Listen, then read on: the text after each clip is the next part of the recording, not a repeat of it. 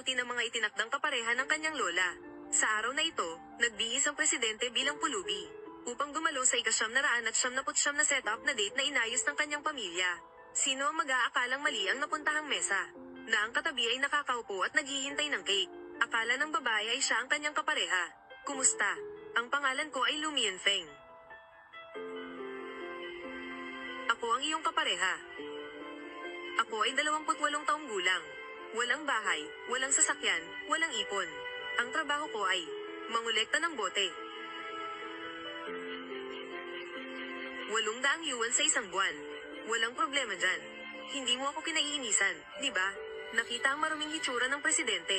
Ang babae ay hindi lang hindi naiinis, kundi pinasaya pa ang presidente na ang trabaho ay walang itinatangi at ang paibig ay walang halaga. Biglang nag-alinlangan ng presidente. Nagumang pulubi sa bansa na ito. At ito ang unang pagkakataon na nakatagpo siya ng babaeng hindi siya tinatanggihan. Ito ay nagbigay ng interes sa kanya para sa babae sa kanyang harapan.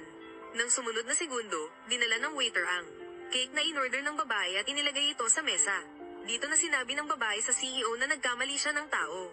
Hindi siya ang kanyang pinapakasalang tao. Mayroon na siyang isang mahal na kasintahan.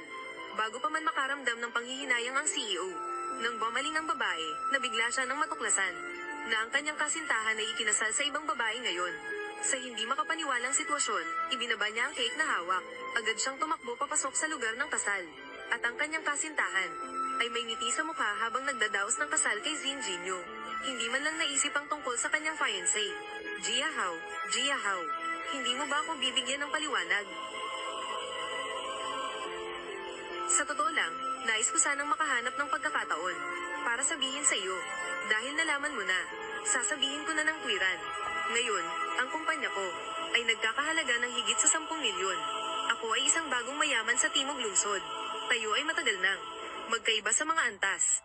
Huwag kang mangarap na pakasalan ako. Noon, ikaw ay itinaboy. Upa ang bahay. Ako ang nagpasya na ipahiram ang bahay sa iyo. Tinanggal ka ng lubro. Ako ang nagbigay sa iyo ng pondo para sa negosyo. Wala kang kliyente. Ako ang lihim na tumulong na ipakilala ang mga kliyente sa iyo. Sabi mo na mag-aasawa ka sa akin. Sino ang nagsabi na mag-aasawa sa iyo? Nakuha ng pamilya namin ang imbitasyon mula sa mayamang Cebu para sa bidding conference.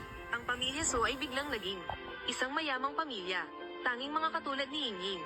Ang pinakamayaman sa 4 na pamilyang ito, si Song na anak ng mayaman, ay karapat-dapat sa amin, si Hao.